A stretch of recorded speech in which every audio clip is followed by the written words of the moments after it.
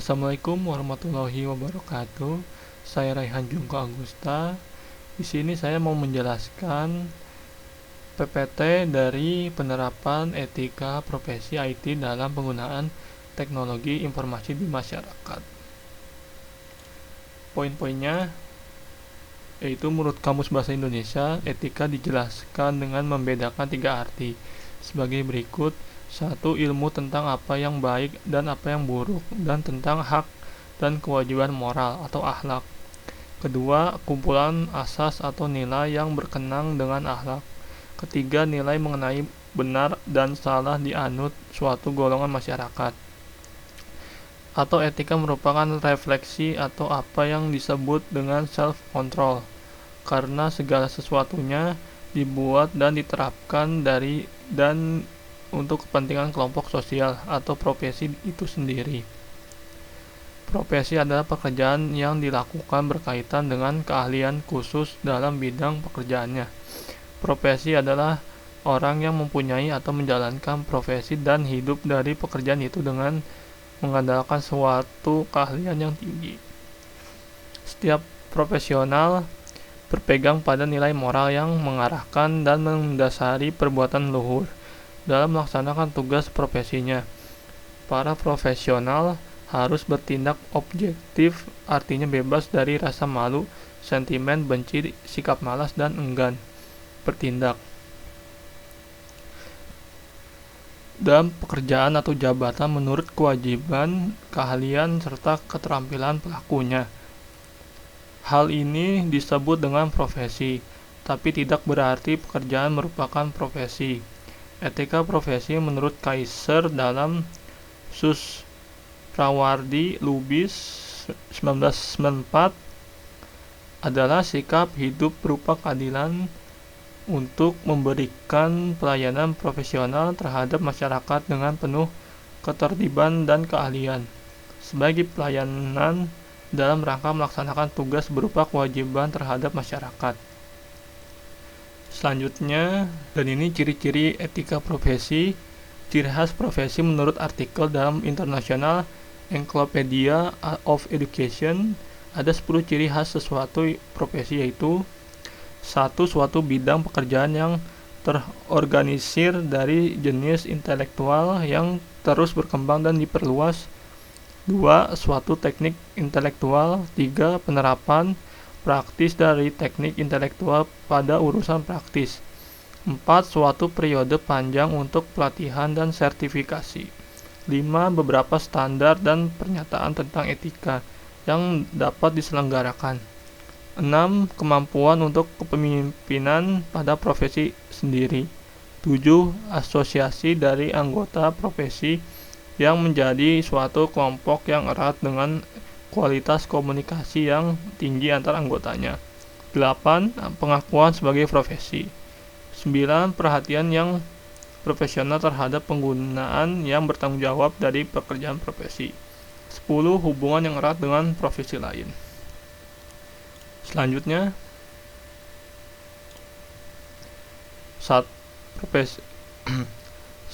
profesi di bidang TI. Secara umum, pekerjaan di bidang TI terbagi dalam 4 kelompok, yakni 1. Mereka yang bergelut di dunia perangkat lunak atau software, baik mereka yang merancang sistem operasi database maupun sistem aplikasi. Pada kelompok ini terdapat pekerjaan-pekerjaan seperti A.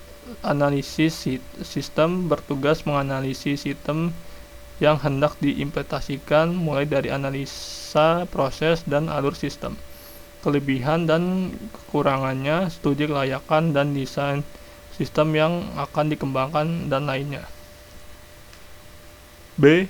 Programmer, bertugas mengimplementasikan rancangan sistem analisis, yaitu membuat program baik aplikasi maupun sistem operasi. C. Web Designer, bertugas melakukan perencanaan termasuk studi kelayakan, analisis, dan desain suatu proyek pembuatan aplikasi berbasis web. D. Web Programmer, bertugas mengimplementasikan rancangan. Web Designer, yaitu membuat program berbasis web sesuai dengan desain yang telah dirancangkan sebelumnya. 2. Mereka yang bergelut di bidang perangkat keras hardware. Pada lingkungan ini terdapat pekerjaan-pekerjaan seperti A. Technical engineering, bertugas dalam bidang teknik baik dalam pemeliharaan maupun dalam perbaikan perangkat komputer. B. Networking engineer, bertugas dalam bidang teknis jaringan komputer dari maintenance sampai troubleshootingnya. 3. Mereka yang berkecimpung dalam operasional sistem informasi. Pada lingkungan ini terdapat pekerjaan-pekerjaan seperti A. Operator Electronic Data Processing atau EDP, bertugas mengoperasikan program atau aplikasi yang berhubungan dengan EDP dalam sebuah perusahaan atau organisasi. B. System Administrator, menghandle administrasi dalam sebuah sistem, melakukan pemeliharaan sistem, memiliki kewenangan mengatur hak akses terhadap sistem, serta hal-hal yang berhubung dengan pengaturan operasional dalam suatu sistem.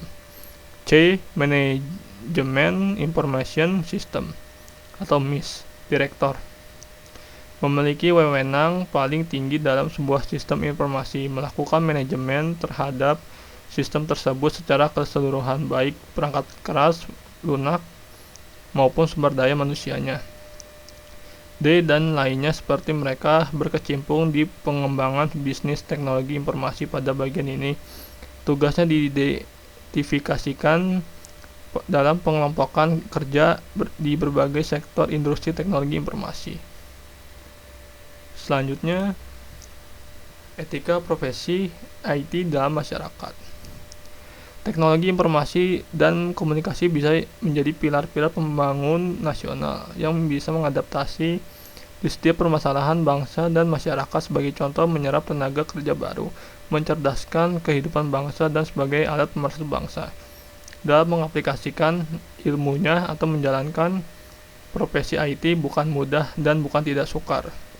Yang terpenting adalah kita mampu menempatkan diri pada posisi yang benar. Profesi IT dianggap orang lain ada profesi khusus karena kalian yang ia miliki, maka dari itu kita bisa menentukan tapi dengan ikatan yang jelas.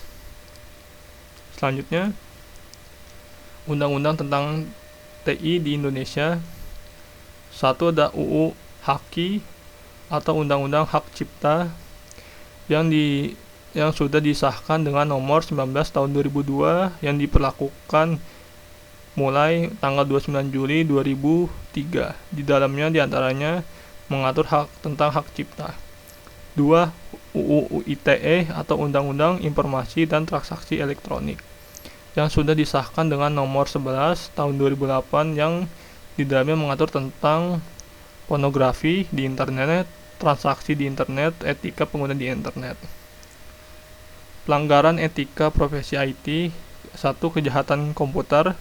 Kejahatan komputer atau computer crime adalah kejahatan yang ditimbulkan karena penggunaan komputer secara ilegal. Beberapa jenis kejahatan komputer meliputi denial of service, melumpuhkan layanan sebuah sistem komputer, penyebaran spam, carding, atau pencurian melalui internet, dan lainnya. Netiquette. Tingginya tingkat pemakaian internet di dunia melahirkan sebuah aturan baru di bidang internet, yaitu netiquette. Netiquette merupakan etika acuan dalam berkomunikasi menggunakan internet. Standar netiquette ditetapkan oleh IETF, The Internet Engineering Task Force, sebuah komunikasi internasional yang terdiri dari operator, perancang jaringan, dan peneliti yang terkait dengan pengoperasian internet. 3. E-commerce. E-commerce perdagangan melalui internet atau yang lebih dikenal dengan e-commerce ini menghasilkan permasalahan baru seperti perlindungan konsumen, permasalahan kontrak transaksi, masalah pajak, dan kasus-kasus pemalsuan tanda tangan digital. Untuk menangani permasalahan tersebut, para penjual dan pembeli menggunakan UNCITRAL model Law on Electronic E-commerce 1996 sebagai acuan dalam melakukan transaksi lewat internet.